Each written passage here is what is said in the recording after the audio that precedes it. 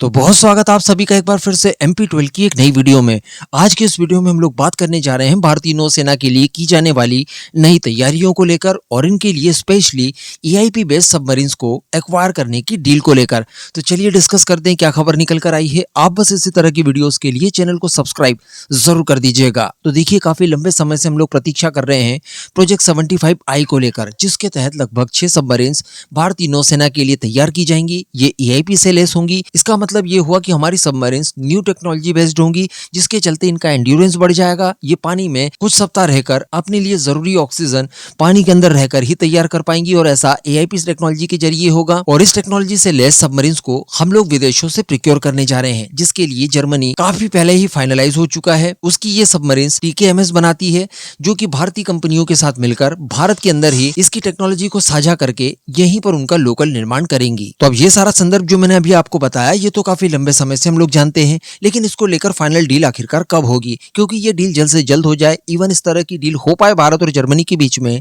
इसके लिए सारे मार्ग प्रशस्त करने के लिए जर्मनी ने आज से कुछ ही समय पहले भारत को एक स्पेशल स्टेटस तक दिया, ताकि कोई भी प्रॉब्लम बीच में ना आ पाए। टेक्नोलॉजी ट्रांसफर हो, लोकल मैन्युफैक्चरिंग का प्रावधान हो, या बड़ी से बड़ी कोई डिफेंस डील हो, ये आसानी से की जा सके, इसके लिए स्पेशल स्टेटस तक भारत को दिया गया। तो देखिए, अब बताया जा रहा है कि जर्मनी के साथ ये जो सबमरीन्स की डील होने जा रही है, जो कि लगभग $8 बिलियन की होगी, इस पर एक बड़ा समझौता आने वाले कुछ ही समय में हो सकता है। जी हाँ, क्योंकि मैं आपको बता दूं कि जो जर्मन चांसलर हैं, जिनका नाम फ्रेडरिक मर्ज है, वो भारत के विजिट पर आ रहे हैं। इसी को लेकर ब्लूमबर्ग की तरफ से एक रिपोर्ट पब्लिश की गई है, जिसमें यह बताया जा रहा है कि इन सबमरीन्स को लेकर डील और बाकी की जो सारे प्रावधान हैं, इनका करार इसी दौरान होगा जब जर्मन चांसलर भारत के विजिट पर आएंगे। $8 बिलियन के लगभग की ये डील होने जा रही है, जिसको लेकर बाकी की सारी चीजें और जो टर्म्स एंड कंडीशंस थी, उनके ऊपर पहले ही बातचीत हो रखी है। जो अंतिम रूप है, इसे देने की कोशिश इस समय की जा रही है और जर्मन चांसलर के विजिट के दौरान इससे साइन कर लिया जाएगा। साथ ही रिपोर्ट में यह भी बताया जा रहा है कि अगर इस विजिट के दौरान जर्मनी के साथ हमारी ये डील हो जाती है,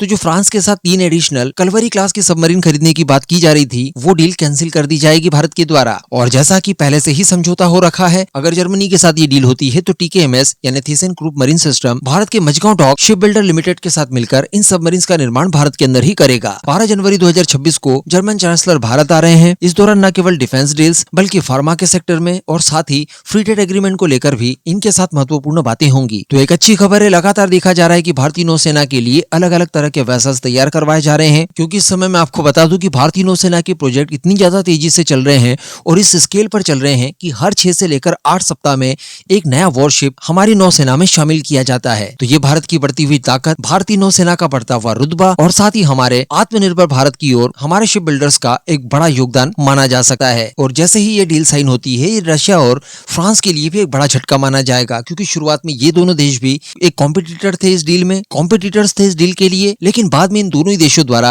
अपना अपना नाम वापस ले लिया गया, क्योंकि भारत की जो टर्म्स एंड कंडीशंस थी इस डील को लेकर, वो थोड़ी सी हार्श थी और उसे ये लोग स्वीकार करना नहीं चाहते थे। और फ्रांस के लिए तो ये डबल झटका है, एक तो उसके हाथ से ये डील गई, और साथ ही इस डील के साइन होते ही जो 3 एडिशनल सबमरीन्स की डील करने जा रहा था भारत, वो भी इसके बाद नहीं होगी। इस पूरे मुद्दे पर अब आपका क्या मानना है, नीचे कमेंट करके जरूर बताइएगा।